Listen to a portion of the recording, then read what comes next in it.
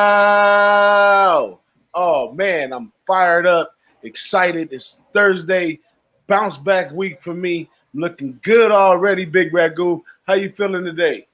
I'm feeling good. Thursday night football. We're back at it. Fade the NFL and play college. That's what I say. Absolutely, man. Been on Houston all week. They up 21-7. Well, I've been on the over. Big Ragoo's been on Houston on the side. We feeling great. It's Thursday, and this week, Big Ragoo, I feel I'm a little ahead on my capping. Last week was a little rough. I kind of see why I got the results. You know, you only get what you pour in the glass, and I must admit I didn't pour enough in the glass last week. I was busy, had a lot of little business stuff going on, but this week I got some time to hang out with a few cappers, go over some games, NFL and college, believe it or not. And I got some nice plays. How about yourself? How's your week been going capping? Yeah, not too bad. Last week was kind of I'm going to call it a tough week, but it wasn't the greatest board in the world in college football. NFL had a little, it was kind of chalky actually. Like all the cream rose to the top in the NFL last week, and there's some big numbers coming out this week. If you looked at the early NFL lines, like some big 20s and stuff. First time in a long time seeing something like that. But college-wise, there's some key matchups we're going to talk about, and some good looks here. So we'll break it down here shortly. Now, I'm going to give everybody a perspective where I'm looking right here in the college. It's week 4, and like I've been saying all week, you know, teams kind of know what they do good, what they don't do well, what they want to work on. And also from a playbook perspective, the real coaches who have strong enough talent on the team to have a small playbook first game, implement a few plays second game, implement pretty much the bulk of the playbook by the third game. And here we go, the fourth game. Everything should be on all cylinders. And I think it's a good look overall. That's a little bit of how I capped this Houston game, thinking that Houston, it was time for them to open up and score a little bit. So we had plenty of unders last week, Big Ragoo, and this week I think we may get a few overs. How you perceive this week going into it, capping wise? Yeah, well, like you said, a lot of them. Some teams, it's week 4. Not everybody's played 4 game. A fourth game. A lot of teams are going to be in a third game. But some teams, they might catch that fourth game. But overall, look, we're getting into the meat and potatoes of conference play now, and some teams had an early conference game. First look, and then some are scheduling like a little softer game after that. But for the most part, most of the teams have got their cupcake games out of the way now, until they play a homecoming game later on. And I see a lot of stuff. A lot of these guys are going to start like you say, opening up the games a little bit and try some things that they probably didn't try early, and then getting the full bore of getting their serious games on. And I think Houston just went in for another score there, so it's going to be 28-7. Congratulations to everybody who got on Houston early, first half. Good luck, and the over is looking real good right now too for you. So, absolutely. We bossing and saucing it as we should be, man. We talked about this long before now, Big Ragoo, on how we planned on attacking this season. And we took a few on the chin, but it's all in the realms of capping, Yeah. Well, keep this in mind. With this conference we're looking at here, the American Athletic Conference, the AAC, that's a wide open conference. We said it gets real heavy at the top, or it gets, it's heavy at the top, and then not a whole lot in between, and it drops off on the bottom. I'm not going to say Tulane isn't a quality team, because a lot of people like Tulane today in this game. But I just looked at the looks that Houston had earlier on, and they played Oklahoma State, tough game there. Oklahoma, and then they played Washington State, and then Tulane, they didn't play the tougher guys. But I just think, not that Holgerson was holding back, but like you said, I just had a great feeling that they were going to open this game up a little bit. And there were some question marks around D'Eriq King, and he's really showing out. He's scrambling. He's making plays downfield. He's making plays with his feet. He's keeping plays alive in the pocket, moving outside the pocket. And Houston looks really, really sharp tonight. Yeah, I like the way it looked, man. I like when the plan comes together. And according to my experience, what I've seen in my past and where we're moving in this season, things look bright for me right now. So That's a lot of talk about that. Now, anything going on in NCAA football that sticks out to you for the week? Any injuries? Any situations? Anything you might on the media tip have for them? We talked about tomorrow night's game a little bit. You got USC and Utah. Now we know the story with USC and the quarterback. Slovic coming in, picking up for Daniels, and Helton. The talk around Helton's kind of quiet down a little bit about his job being in jeopardy. I know early in the season when you and I did the reviews, we talked about Helton's one of them coaches that's going to be on the hot seat, and I think we might revisit that come Friday night. If they lose, they'll start talking about that again. But if they hang in there and they play a tough game with this tough Utah squad coming into LA. I mean, they might quiet the crowd for a little while until it gets like late in the season. But this is going to be, no doubt, their toughest test to date. I'm kind of leaning on the Utah side. That was one of my plays earlier in the week. Matter of fact, that one we'll post up here in a little bit. But I like this Utah squad. They're defensively tough. They're well coached. We know what Whittingham's done over the years. And, not to put a knock on USC because, they got a lot of talent too, but I just think they're just a better coach team. I think it's a better look for Utah. But I know there's some stat that Utah hasn't won there since like 1916, and they've lost the last 6 at USC. Those kind of things, you got to take them with a grain of salt. Modern day events, if they kind of match up with what's going on with the team currently, then you can kind of lean on that a little bit. But like Teddy says, you just can't make plays on trends alone because they'll put you in the street. So for the most part, that's the look I'm looking at. What do you think about this game? Well, the thing about this game, I'm trying to be a little more disciplined than I normally be. A lot of people out here are watching, and I want to give them my best. So I'm trying to be a little more disciplined. I faded USC. They won. I came back. I had faith in USC. They lost. Time to lay off of them for a while for me. USC is close by. I guess I would say being right here in California, especially in Los Angeles, I'm a little USC biased because we know the players. We know the backstories. We know all that kind of stuff. And, according to legacy, USC at home is the way greater school, kind of like but college players nowadays, they don't have those syndromes that the bigger schools can kick way behind. So that's why Utah definitely has a chance in this game. Talent-wise, on paper, they are the better team. So, but USC has a big line. They have some fast guys running the ball. It's some fast guys at the receiver spots. They have the weapons. It's just like they just haven't been able to put it together. And what the coach did, bringing in a new system, trying things is wonderful, but it just hasn't worked out for him overall, And it's just a spot right here. I just want to back off and watch it. It's a tipsy-topsy game. It could go either way. If you're a value player, you have to take SC plus the points at home. But if you're a sharp and you really been watching this Utah team and you like them a lot and you did your homework, that's a good bet. Yeah, I agree. And what about what game are you looking at right now? What'll be like one of your top value play? Let's stay in your conference where you like to do it the best, the Mountain West. I know we got a game coming up tomorrow night, I believe, Boise and the Air Force. Are you involved in that game? I like that game. I'm definitely. I gave that pick out earlier in the week. One of the Mountain West spots. Now, speaking of the Mountain West, let me take a look at this again. I looked over this early in the week, and I do this every week before the line drops. Probably like Sunday, I definitely crack it open, see what I could see before the line drops against the Mountain West, and it was real jagged. New Mexico State game. I had interest in that game, but Coach Davey is out, and they got the interim coach in there.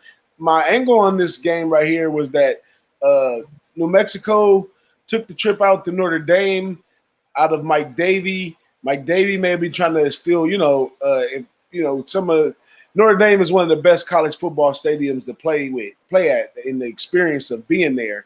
And so they went out there, they got that experience, and they should come back with a better attitude about playing ball, and I expect them to do well. But this New Mexico State team is tricky, and they really, they really can at least cover the spread, if not beat New Mexico. New Mexico played fairly decent against Notre Dame in the first half, but definitely was mesmerized by the ambience by the second half and fell off all the way. So I pass on that game. The Wyoming and Tulsa game, that's going to be a tough game. I would lean under in that. Wyoming's a real physical team, but the advantage to taking Wyoming is Wyoming at home.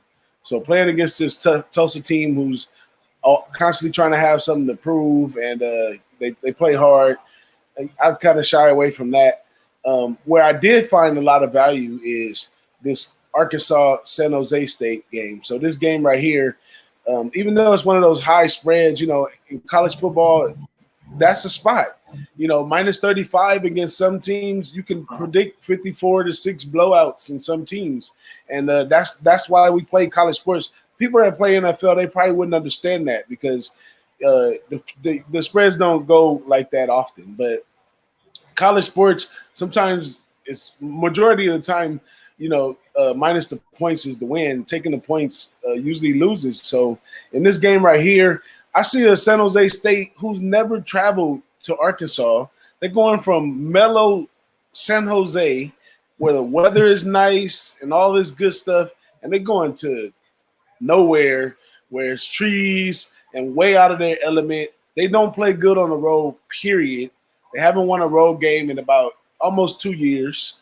So, and before that, it was a while before they won before that. So they're not very good on the road at all. Now, this Arkansas's team, who I was trying to fade, actually played a lot better than I thought they did. They were sized and moved around a lot better than I thought. This offense is going to score some points for sure against San Jose State. You might want to take a first half and full game. I think this is just going to be a runaway lineup. Both of them go back to their conference play, and they have, win, lose, or draw. They can straighten things out from there. But this trip to the country for these city boys or suburban boys, I don't think it's going to work out in the Mountain West. Yeah. The look I got in the Mountain West is you talked. I asked you about the Air Force game with the Boise on the bluegrass. Now we know Boise, they've had some struggles at home of late. They're not the same team, but the quarterback they have in there now, I forget his name. I can never remember. What's the kid's name? You remember his name, the quarterback? At where? At Boise? Yeah, the kid that won the starting His job. name is Botchmeyer. Botchmeyer, right? Yeah, I know Botchmeyer. Ian brought his name up, and I always try to remember his name. But I remember him well because when he kicked the shit out of Florida State, I remember that game, and he performed very well in that game. So I like the way that kid operates. I think he's a freshman, if I'm not mistaken. But they were able to get some production on the ground and through the air, and their defense played real nice. But anyways, the knock on Boise is like they haven't had the great record that they have years gone by at home. Air Force is coming off of that tough win at Colorado, the OT win, and they're coming back on the road again, going up to Boise. And normally, like I gave out that I like the over the 55 in that game, and notoriously, when these two teams meet each other, they do yield points both ways, even though they're conflicting styles of play.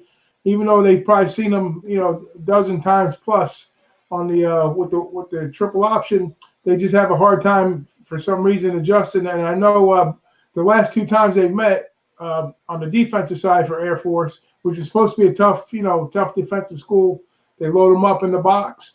They've yielded 92 points the last two games. So I think over is a pretty good look in this game. That's one that I put in my contest play. I'm going to be on that one tomorrow night too. That's going to be my play tomorrow night in the Mountain West is over 55 points. Boise State Air Force. I wonder what the chat thinks about that.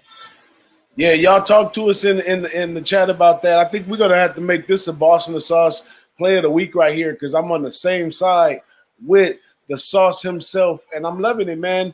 Another thing I want to say about stats and college football, first of all, it's difficult to take stale stats in college football because the change in the personnel each year goes at such a rapid rate. So the first few weeks, you got to kind of shy away from some of those traditional stats and stuff like that. But as you enter conference play, the stats become a little more valid, a little more reasonable because of the history between the two teams. Now, in this game right here, and this is off of the SBR form, it says Air Force is 5-1 against the spread versus Boise since '92. Boise is 4-3 straight up against Air Force since '92. In the last 3 seasons, Boise State is 1-0 against Air Force, and Boise State is 2-0, and that's against a spread 1-0, and straight up they 2-0. So I mean, I go to the stat of Air Force being 5-1 against the spread against Boise State.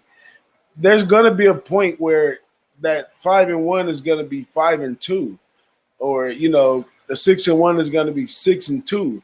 At some point, the numbers don't lie; they catch up with each other, and I think it's an opportunity for Boise also to get the win right here. And I agree with BigRagoo was saying about the total going over. The young kid is really good throwing the ball. He was a freshman. He had a couple upperclassmen against him in the summertime, and he came away with the job. And he looks like the leader to be a young kid and all that. I really like Botchmeyer. I like the wide receiver Hightower over there, and they can score. But like you said, traditionally, they do have a tough time with Air Force, and that's because they don't have an answer for the running game year after year after year. So when I looked at it, I'm like, okay, that was my last final part of capping is I wanted to take the time to look at them on the film and see how Boise did against the option. And Boise, they mediocre against that option. This team runs it well, but here's something else towards the side with Boise State. Now, traditionally, Air Force is not a passing team. They're a running team. Now, curiously, this team last year passed a little more than Air Force normally does, and they did it well to the point where some players, which the Air Force usually has a high turnover rate because of the military, few players decided to stay behind and play another year with this team. Now, last week against Colorado, if you watch the game closely, you'll see that Air Force, they only scored, I think it was 30 points or something like that total. But here it is right here. Let me see.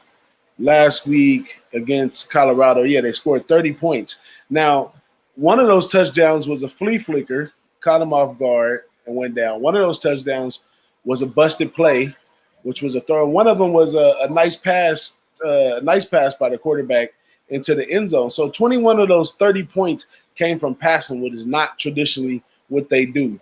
And that's the only way they came away with the victory against Colorado last week late in the game. Now, this Boise State team is not playing on the secondary side of things, and they're not going to be able – that's not going to be an option this game. So it's going to all come down to shutting down the option. And you give those players 4 quarters to shut it down, they'll put some type of hold on it, and I think they cover the spread this one as well. But they will score a few times, 2, 3, maybe 4 touchdowns, but Boise will stay ahead of them at home, and the score totally rise up, and we'll hit that over, BigRagoo. Sorry about that long, lengthy breakdown, but I had to give it to him raw. That's good. That's good stuff. You break it down that way, and that's how you explain your cap. So that's a thought process, and people get to see how you look at things. So that's a solid look there. Now, PD Pitts is asking about UCF. Well, UCF, as you guys, most people know, I'm in Central Florida, and that's my adopted team. I call them that. This is my other adopted team too, by the way, just in case. It's the Carolina Gamecocks, because my daughter went to school up there. So all right, I didn't know that. And I just burnt all my FSU gear because I'm sick of their bullshit. But I'm just kidding. I always love FSU because Bobby Bowden got a close place in my heart. But anyways, UCF is my adopted team. It's my 3rd team, and of course FSU is my number 1 team. But anyways, UCF. Now they come off with a big win versus Stanford last week at home. Stanford did, Stanford. I got to give Stanford credit because they played the whole game. They didn't quit. There was a time there that there was a little sweat for UCF if you were backing them, but in reality, UCF had the game in total control for the most part. But there were some squirrely times there. If you had some money on UCF, you were kind of worried a little bit, but not much. Okay, so back to Stanford. Now, Stanford, we all know the story with the linemen and the backup quarterback and whatnot, and they played their asses off. Now they come back home, and it's a different look this week for them. But at the same time, UCF, they're going on the road and they're playing at Pittsburgh. Now, we were on Pittsburgh last week, you and I. We had the under and we had the side, correct? I think you had the under and I had the side in that game. Mm-hmm. And Jimmy said he ate off of that, which was good. And Pittsburgh last year, for when we did our reviews with Pittsburgh, we were thinking that, they were kind of going to be down a little bit this year on account of, last year they had the shot to get in the they were the leader of that division, and Virginia was like right on their heels. So this year I kind of have Virginia kind of leapfrog them this year. But you know what? I got to give Pittsburgh a lot of credit. Even though Narduzzi, the coach, he's kind of a flake, with some of his play calling and decision making. They got some talent on that ball club, and they played. They took Penn State to the wire in that game last week, and that was my look on that because I like the under. We talked about the under. We said their defense is going to be pretty good, which they did. And they held up this week. Now, UCF going on the road up there after that, big game at home with Stanford. Now they got to go play another FBS school, which, they haven't done in a while. So now they got 2 looks back to back. They're playing 2 FBS schools. And then a lot of people are high on UCF right now because they do run up tempo. They have athletes, their offensive line. Somebody said in chat last week that, that Stanford was going to push them around. They have athletes on UCF. So it's not like they're small. They're decent-sized kids, but they're fast too. And the defense is pretty solid also. They're not their best look on the team, but we know the offense is where it's at for these guys. But I think they're going to be up against it when they go play at Pittsburgh on that travel up there. They are a little bit overvalued. I'm not going to say by a ton, but the thing that's dangerous about them is they can score and they score fast. So it's going to be how Pittsburgh adjusts to that tempo, which I think they can. And if they can control the ball a little bit, kind of like what they did with Penn State going there, well, not the same game plan, but just kind of, run their course on offense.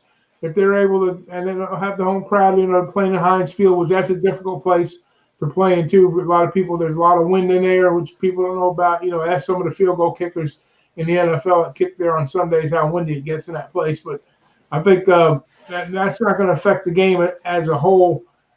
Maybe with the total a little bit, but I haven't even looked at the total because I was more interested in the side. I kind of had blinders on when I was looking at this one just because of the back-to-back FBS games. So I think at one time before they had that incident where they had to play back-to-back FBS and they didn't do really well. They actually lost that game. I think that's when they played Auburn, right? When they played them in the bowl game. Mm-hmm. But anyways, I think if you can get this game at a plus, I think it's like at 12, but I think it might have dropped down to maybe like 11. If you can get this above 11, 10, 11, I would seriously consider, taking the points with Pittsburgh this week again. Yeah, and I might be back on Pittsburgh again this week. And I'm a UCF fan, so for me to put my money on Pittsburgh, that's saying something. That's right. We did the breakdown on Pittsburgh earlier this year, and we had some good things to say about Pittsburgh as well. So, they like you said, they held it down in the Penn State game, and I follow you on that one. And just in case y'all don't know, whenever in doubt about a Florida team, hit BigRagoo up. The sauce will let you know what's really going down in the pot. But let's give some time. I haven't yet. I haven't got the time to say nothing to our people here in the chat. Also, if you in here and you don't subscribe or you don't notify on there, make sure you subscribe and notify before you go out. It'd be nice if you hit the like button, but it's all good. You might not like it, but if you don't, let us know you don't like it either. But shout out to some people in the chat now. My guy Vinny Cornell been here since the jump off. Shout out to Vinny for coming to hang out with us, man. I appreciate him showing up. And as always, our guy Top Sets in the house. He always supports everything we do. Give a shout out to PD Picks, gives it up, Boss in the Sauce in the house, and my local guy right here, LA Low Bagger, unbelievable, is in the house, and that is a rare jewel. This guy is really good on the tennis games. Follow him on Twitter. That's one of our good friends, Low Bagger there. Then we got Tef in the house who says, good call. That was probably on this Houston game. That's 28-14, and we still got 4 minutes left. And we might make – oh, we missed that kick. You hit the upright. Oh, it's all good. It's all good. We still got time to score more points. But our guy, Noli Knows, is definitely in the house. What up, Noli? And OG Wham is definitely in the house. What up, Whams? Look like all the West Coast guys in here. Buddy Lottie just joined him too. And he said zero chance for Pittsburgh to hang with. He said that last week about Penn State too, Twatty. Didn't you say that? Put a word in the chat about that, my man. You know, Twatty, he runs Pittsburgh down He's there. He's a Pittsburgh gangster, man. I love him. Pennsylvania guy all the way. He's the guy. You want to know anything about going on in Pittsburgh? That's the guy right there. And it's good to butt heads with him too, because we show each other respect and love. So nothing but love for our guy Twatty. He's the man. Absolutely. It's a long season. If we didn't butt heads somewhere, something would be wrong with us. But welcome back to the chat. Our guy, Danny. Danny's been coming through. He was a first-timer a while ago, and he's still hanging around with us. And my guy, Coco Bongo, says that you can blind DJ with dental floss right now. My eyes are hurting, man. My eyes are hurting. Come on. But that's it. We got Buck Nasty just showed up in the chat too, and our guy Twatty Lottie. Now make sure you guys look on YouTube and follow Capper Investments, Twatty Lottie, and all them. Absolutely. They got a lot of good things going on. A lot of cappers showing up and showing out for these guys. They're good at a lot of things, just not just your ordinary sports, Japanese baseball, soccer. They do it all over there. So make sure you knock on Twatty Lottie, aspire to it late in the chat. He's Capital Investments on Twitter, but make sure you tap in with our guy right there. And Twatty, we're going to need you on one of these Friday shows, man. Come pull up, have a drink with us, have some fun. But that's of course he's got don't forget he's got Max with him. You got the Sports Keg, every night the Sports Keg is on doing his thing. Jay over there and Tyler, doing the football too over there. So that's a great group of guys over there, guys. So when you're not watching us, go hang out with them. And we do the same thing. We pop in on their shows too. So absolutely, we always support each other. We're a tight-knit community, and that's how we get the advantage on these books is putting our heads together and getting the job done. Absolutely. That's how we make it at. That's the magic that we do around here, man. But going into some more picks, BigRagoo, you got anything else you want to share with the people on your card? Sure do. How about we talk about what's going on with the Wisconsin-Michigan game this weekend? I want to get some input. That's a good one. I don't think I totally got to let it off on how I feel about that game, but okay. I think I'm a little biased on Michigan. Michigan could just stink this bad, But in a long time college football fan and sports bettor, these coaches got to make their money somewhere. They can't give all this guy this money and he can't beat teams like Wisconsin, who is on the other side of the conference. And that other side of the conference has always been the little brother of the conference who barely had a chance once they got into that championship game. And Wisconsin is probably one of the best on that side of the conference, but they still on that side of the conference. And Sharps was bad down on Wisconsin at the beginning of the season. I was totally against that. If you go back and watch our show, they run a basic system. The system's been in place for years. They put new talent in there and make it happen. So I've been on, watching Wisconsin for years, seeing what's going on in this conference right here. And Harbaugh got to make some money, man. He got to go out there and show and improve, And this is a spot right here where they could show and improve. How can you pass up Michigan getting plus points? Are they really that bad? Now, I understand that the quarterback has not broke his maiden yet, but he still has a long season ahead of him. And like I said, it's the fourth week. It's when the coach decides, hey, this guy can't throw 30 yards. We're going to have to come up with a running scheme. So I expect Harbaugh to dig in his bag of tricks and work his way out of this game. It's a low total. You might just barely hit it. I don't think it comes down to a field goal. It's going to come down to a touchdown on either side. But I kind of lean Michigan. I think maybe the true test in this game is the total side. Probably get a better edge on the total if you really took some time and dig it out, because you got Wisconsin that's totally a running team. You got Michigan whose offense is not doing well right now. And you might get some love, even though the total set pretty low. You still might be able to hit that. That's our guy Noli knows in the chat. What you think about the under on that, Noli? Yeah, no, I'm sure Noli will. Noli's either going to be on it or off it one way or the other. But I'll talk about Wisconsin for a little. We all know the story about Harbaugh and Patterson and the athletes. Now, Harbaugh is known to play possum a lot of times for these big games because I know they got bit pretty bad with the injury bug, and they're not saying a lot about who's coming in. I went back and I read one of the beat writers from Michigan yesterday just to kind of see what Harbaugh had to say about the game at the press conference, and he talked about Taylor. He talked about how well they block, how they're a well-rounded team. You know what you get when you get Wisconsin, and they were asking about some of the injuries, and he was kind of mums the word. He wasn't saying a whole lot, so he doesn't like to show his cards. But I think for multiple reasons on his end, and we're talking about Wisconsin. They lost 5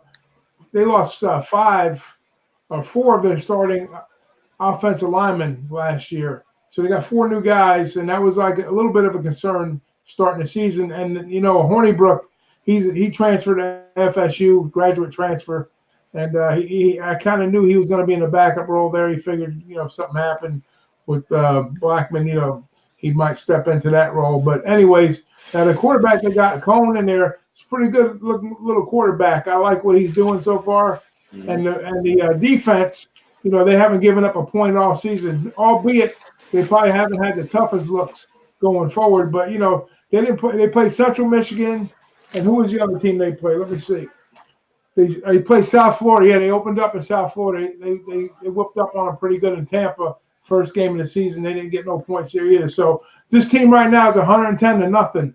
So I mean, and they're not playing like the real soft schools. They're playing, probably B schools that. But it's a good look for them going into this. And then plus they had the week off, just like Michigan did coming to this game. So there's no advantage or disadvantage there one way or the other. But they are playing at home.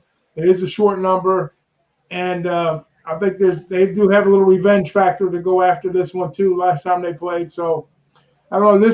To me, this has got a look of a championship implications. Not so much for Wisconsin, but I think Michigan's got more to lose than Wisconsin does on this because Wisconsin, they played 8-4 last year, and they considered that a disappointment. So, and I think some of the experts had, and this on their side of the conference, they were pumping up Nebraska real hard. Like Nebraska won 4 games last year, and they were saying that they had them coming around to go like 9-4 or 10-3. And Nebraska, they're not playing real well at all. If you're following anything in that conference, they're struggling a little bit. And I think they had Iowa just a little bit above Wisconsin here. So in my book, give me Wisconsin the way they're playing right now. So, and this is going to be the telltale sign for them going forward. If they come out with the W in this one, I'm not going to say it's smooth sailing because they got Northwestern the following week after they play Michigan. So for my money and my pick this week, I'm going to be laying the 3 points with Wisconsin at home to get the job done. I like that. That's a good one right there. And we're a little contrarian right there, but I'm off the game. I don't got enough on me to pull the trigger, so that's on you. Y'all take it definitely take it in consideration in your cabin because my guy BigRagoo, he does his thing, man. And I wouldn't even call him a contrarian because when he goes against the public or when he gives you a pick, it's with all confidence, man. He's an OG right there. Shout out to Top Set, showing his age a little bit. Says he's been betting football since 1989. Clashes big team, losing to a tough opponent versus smaller team, cruising. Michigan State money line. Well, the game is played on the field. That's the good part about it.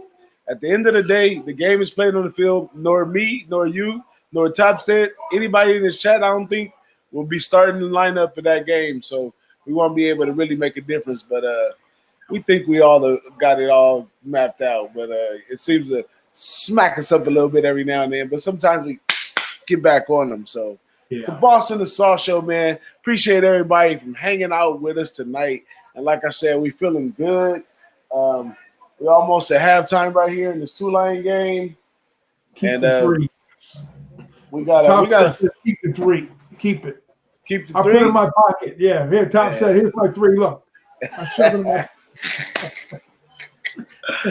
That's what's up, man. Let me jump into another look that I gave this week on the shows. I capped this one out pretty good too. It was the Louisiana Tech game, which comes up tomorrow. Let me pull my notes up real quick. Now, Louisiana Tech and my guy Skip Holtz, he's doing fairly well over there this year. I kind of like what Skip Holtz is doing over there, and in this matchup right here, this Florida International team been kind of underperforming overall. They were kind of predicted to do very well in the conference. Now we get some conference play, and this Louisiana Tech team, they're pretty good on defense. They got a nice aggressive group of defensive backs. They have a really nice sized defensive line that's strong. So this Florida International team is going to be getting all that they asking for, dealing with the defensive line from Louisiana Tech. And I like that look with some defense packed behind me. But one thing I did see was jaded between these two teams on defense is that their defensive ranking is very close. Louisiana Tech defensive ranking is 83, and Florida International defensive rating is 89. So could see a lot of points scored in this game. But the lopsided part of the game is that Florida International actually is more of a running team than a passing team. They average about 173 yards on the ground and only 133 yards in the air. Now, Louisiana Tech, on the other hand, they're more of a passing team opposed to a running team. They have 295 yards in the air, 125 yards on the ground. So when you're dealing with conference play, games like this, you have to consider the home team 100%. And now we got the better team on paper at home in this one. And their offensive ranking of Louisiana Tech is number 66, and Florida International is 117. So that's where we get a little lopsided right there. And that's why I think Louisiana Tech definitely covers the spread. But I don't want to wait around for a backdoor cover on this one. And I looked a little deeper into the game, and it comes to find out that Louisiana Tech's good for 14 to 21 points in the first half, almost guaranteed. They scored most of their points in the first half, but many games they came back in the second half and they scored another 14. So I expect them to get off to a fast start against this Florida International team that's still struggling to put it together on which way they're going to be going in this one. And I like the Louisiana Tech first half minus 4.5. What you think about that, BigRagoo? Yeah, you know what? I did not to talk about this game. I didn't break. I was trying to look at some of the information while you were talking about this game, because when I got onto the other two games for tomorrow night, I just kind of avoided this one because I didn't want to have too many looks on Friday night, because I'm not. That's right. I'm not a high volume guy. I'm just like a one or two a day. When Saturday comes, if I can find 3, 4, 5, I'll fire on them. But if I only like one or two, that's all I'm going to use. But to be honest with you, I did not touch a dime on this game here and didn't look into any of the numbers. So I'm going to, whatever you do, I'm going to have to agree with you because I don't have anything. Well, let me put a cherry on top of that for all my stat guys out there that love those good old stats. Now, if you look into this one, Louisiana Tech is 2-1 against the spread against Florida International since '92. Louisiana Tech is 3-0 straight up against Florida International since '92. 2 of the 3 of these games have went under the total. But Florida International is 1-0 against the spread against Louisiana Tech. All games played at Louisiana Tech. So those are a few stats. Also, James Morgan is upgraded to probable for Louisiana Tech. Versus Louisiana Tech. That's the quarterback over at Florida International. Now, their first game that they played this year, they played Tulane first game this year, and he was present, and they scored 14 points. And next game, he was not present, and they played Western Kentucky, and they scored 14 points again. And then, say it again. Bad loss to lose to Western Kentucky. Absolutely.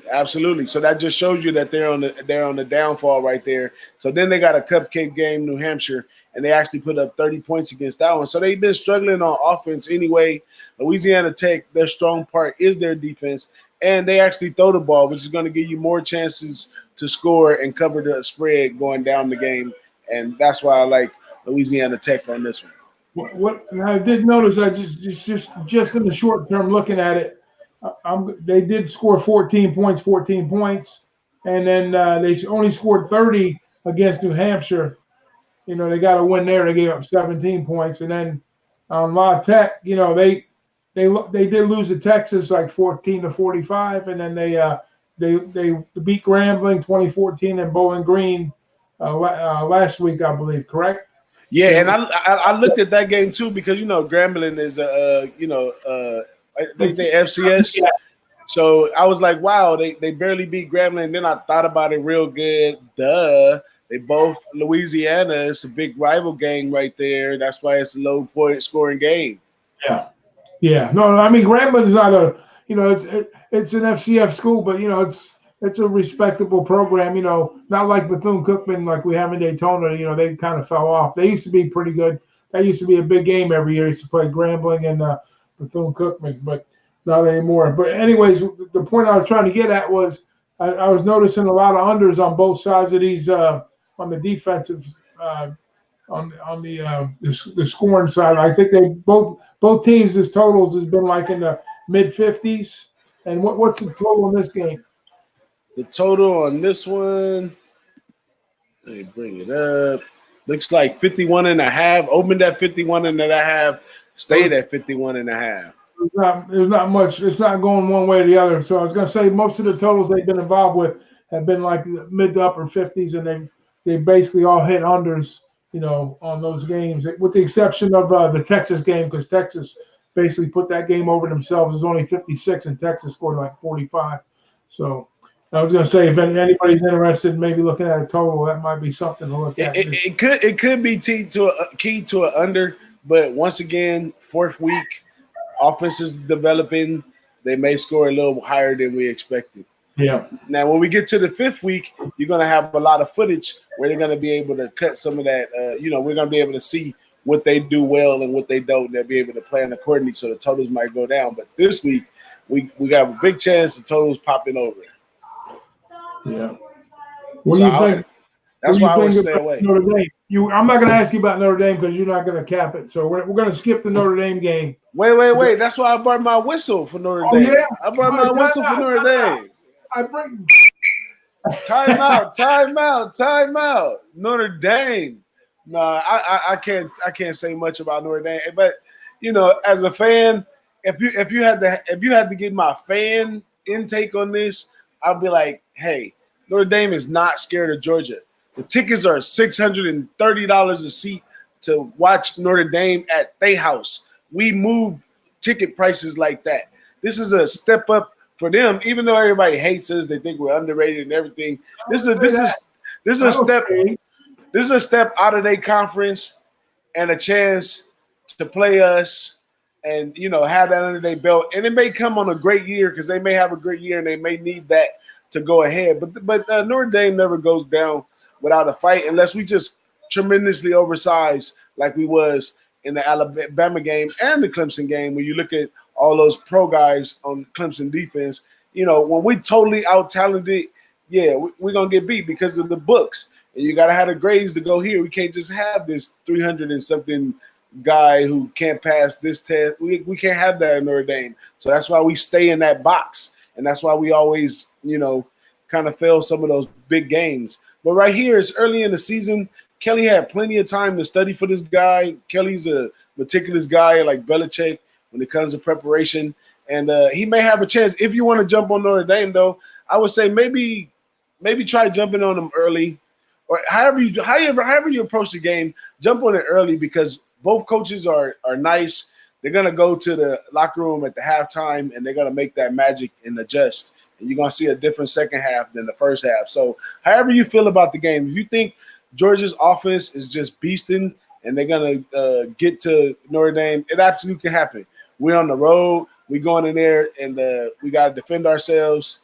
And we're gonna play a planned game. Kelly has no problem going 4th and 1 early in the game and putting the ball, none of that stuff. So it's gonna be a slow down game for sure. And in the first half, Georgia might be able to get on the board a couple times because our defensive line is nothing like it was last year. And Georgia's gonna score. Take Georgia team total over. That might be the best bet. Yeah, the number is hanging like right around two touchdowns. I don't think, to be honest with you, I think this is going to be. I'm not going to say a conservative play call by Georgia, but I think Georgia's going to have a different read out of respect for Kelly and his program. Not because of they like each other, just because Kelly is who he is. Like you said, he's a preparation guy. They're well disciplined, well coached team.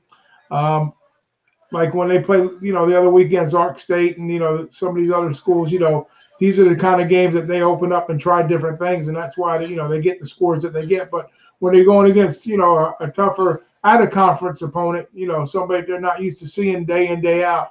And I think I brought this up the other day, too, where now you're starting to see with these programs where they're scheduling out of conference for these home games, so it's really good for the college football fans because they get to see top quality teams. Like last week, we didn't have the marquee games that we have this week, but this week we've got like 3 or 4 really good key games, and it's like the second like 2 weeks, not back to back weeks, but within a couple weeks we've seen 2 top 10 matchups. This is going to be the marquee game without a doubt. It's going to be the one everybody's going to be watching. Primetime game. But I think Notre Dame can hang with them. I think that's probably going to. If I was to lean aside on this, I would probably lean Notre Dame in the first half, just to kind of keep it close. Second half, who knows how the game goes then, depending on what the score is at halftime and how they come out and coach it up. But I would I would probably take the plus points and probably be, you probably get more value too, because if the game is 14, I would probably have to guess they might hang maybe like 8 or 9 on Georgia, or maybe 10 even, because that's what they've been doing with these high-power offenses. Like the Clemsons, Georgias, Alabamas, they might be 34 points for the game. You might like 24 in the first half or 27. That's how, these books they're not giving away money anymore for these first half bets, because they know these guys are running it up. They're like, like I had that Ark State, I had Georgia against Ark State, last week, and it was first half, I think it was like 20 points, and I think full game was like 34 or 33. So anyways, that's just a little different angle there. I think Notre Dame can play up with them without a doubt early, and depending upon how it goes for them, you might even make a second half bet too if you're feeling a little froggy. You think things are going your way. But the other game I was thinking about too was the Auburn and Texas A&M game. That's the game I'm interested in. You have anything to say about that game? I like Texas A&M. Auburn, they pulled a rabbit out of a hat against Oregon. Auburn could be beat down. This could be a turning point for Auburn, and this Texas A&M team is impressive. Now, I did notice this week we got a lot of if you really like the state of Texas, then you might want to just take all Texas teams. They got them all favorites. Texas A&M at home, they favored by 4.5. Texas at home, they favored by 5 points. TCU's at home, and they favored by 10 points. Out of all them 3, I'm sure 2 of them going to win in Texas. Yeah, well, Texas is a big state. There's a lot of football going on in Texas. It's like California, like Florida. We got all the top talent. And then, LSU, Louisiana's got some good ball players too, and Georgia for that matter too. So, the dirty South and the West Coast, you guys got it going on out there too. That Cal team's not a bad-looking team, defensive-minded team. They got to come cross-country. They're going to take on Mississippi, Ole Miss. Now, that game turned out Cal was like a 2.5-point favorite. Now it kind of flipped the other way. Now Mississippi's a favorite, like 2.5. So we seen what happened last week with that Maryland and or was it a week before the Maryland game where they were getting 2.5, and then they became a 2.5-point favorite. And Right. That game, convincingly. It was Syracuse. Was it Syracuse? Who was it? It was Maryland. Was it when they played Syracuse? I don't think it was Syracuse. No, I can't remember now. But anyways, it's been a long season already. Man, I'm telling you what. When you're looking at 60, 70 games week in, week out. Not that they all run together, but you remember the games that kind of stick out. But some of them get merged in between other ones. Yeah, but anyways, that's a game, where, and the thing is, California is a ranked team. I think they're ranked 20 or 21. And Ole Miss, I know earlier you were talking about how you thinking that, they were going to probably slow the game down. We know you were on the under, I think, last week with them. I think was it Kansas, Memphis and Ole Miss, I think it was. And it was a pretty. I think it was Arkansas and Ole Miss. Oh, Arkansas, Ole Miss, right? Yeah, right, but right. I've been. That's another thing I was gonna say. I've been on the Ole Miss defense, and I think they might be a little surprising to Cal that they have a great secondary. But I haven't really capped Cal very well. But this is a game that I was gonna hold for the closing line on Saturday. So y'all make sure y'all come to the closing line on Saturday morning. Me, BigRagoo, Ian, Drew Martin, we all there. And make sure y'all get over there. We probably have that one, and I probably have a couple more for you on that one, on that show right there. But also tomorrow's show, BigRagoo, tomorrow's show, the Who-Bangin Sports Lounge, had a few topics that I want to make sure that we touch on, because this show on Fridays, totally different show than today. It's taking small steps at a time to kind of gather it together. We bring in a lot of new talent, which it has this struggle with getting people there and so forth and so on.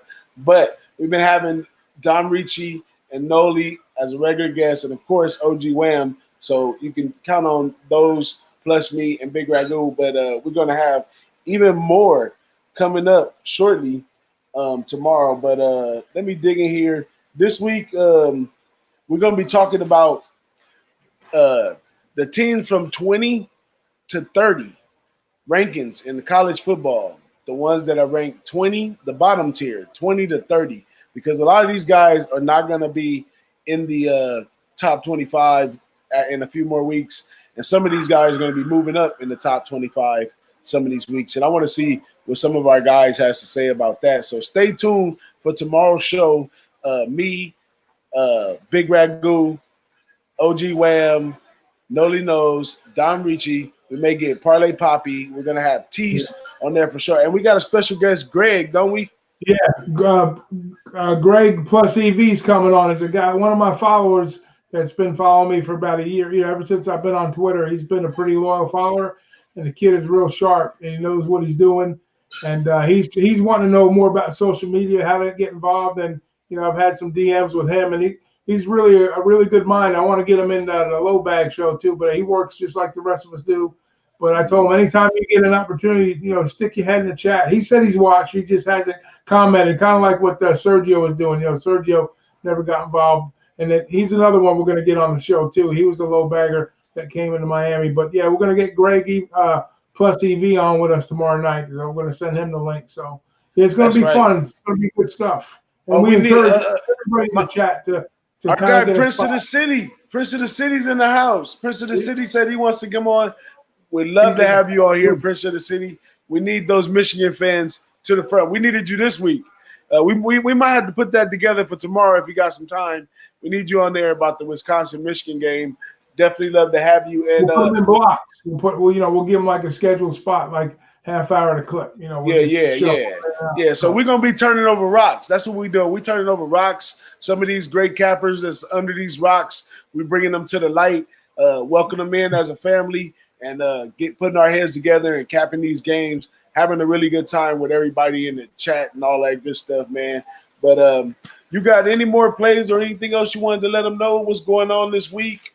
How you feeling? Oh, before I go too far, man, put some energy and love together for my big brother. Brother from another mother, but he's still my big brother, and he had a little stroke, and he's down right now. But hopefully we're going. That's my brother-in-law from my sister's side. Okay. He had a stroke, and he's been in there for a while. So a lot of reason why I was a little busy last week. But we bringing him back, man. I'm gonna put this energy out there, and he's gonna get back well. I need everybody to put that energy together and get my guy together.